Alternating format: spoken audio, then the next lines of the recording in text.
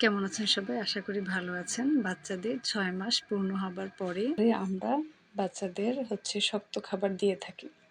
তো এই শক্ত খাবার দেয়ার আগে আমাদের ৪-৫ দিন আগে কিছু কাজ করতে হবে। সেটা হচ্ছে একটি বাটিতে অল্প দুধ নিয়ে চামচ দিয়ে সেটাকে বাচ্চাকে খাইয়ে দিতে হবে।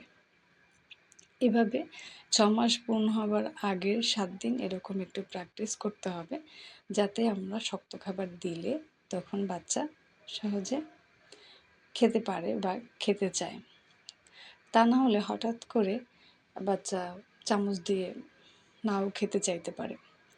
এই যে আমি আমার বাচ্চাকে চামচ দিয়ে খাওয়ানোর একটু প্র্যাকটিস করছি। সে মায়ের বুকের দুধ খাক বা ফর্মুলা মিল্ক খাক, যাই খাক তাকে এরকম চামচ দিয়ে একটু খাওয়ানোর চেষ্টা করতে হবে। আমি যদিও তাকে কয়েকদিন আগে থেকেই একটু খাওয়ানোর চেষ্টা করছি।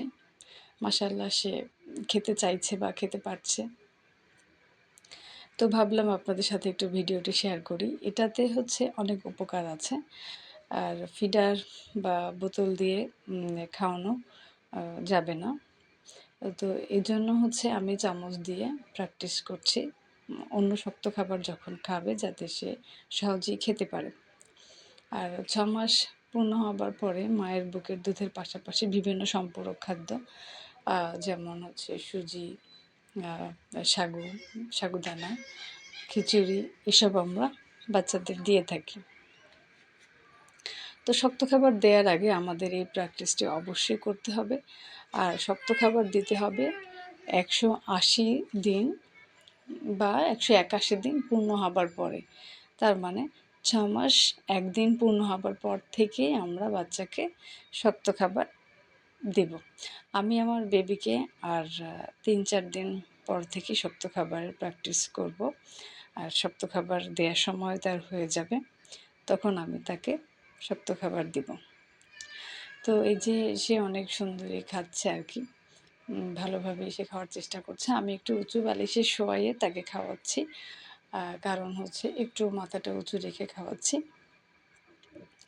আর একটু আমি মেলামাইনের যে চামচগুলো আছে সেগুলো ব্যবহার করার চেষ্টা করেছি, কারণ স্টিলের চামচগুলোতে ধারালো একটা ইয়া থাকে।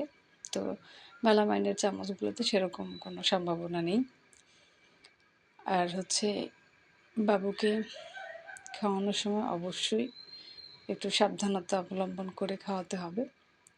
এই যে একটু খাবার না দিলে সে কেঁদে উঠছে। তো যেহেতু আমি তাকে এভাবে খাওয়ানোর প্র্যাকটিস করছি, তাই ভিডিওটি শেয়ার করলাম। ভালো লাগলে অবশ্যই লাইক, কমেন্ট, শেয়ার করবেন। ভিডিওটি দেখার জন্য অনেক ধন্যবাদ। আল্লাহ হাফেজ।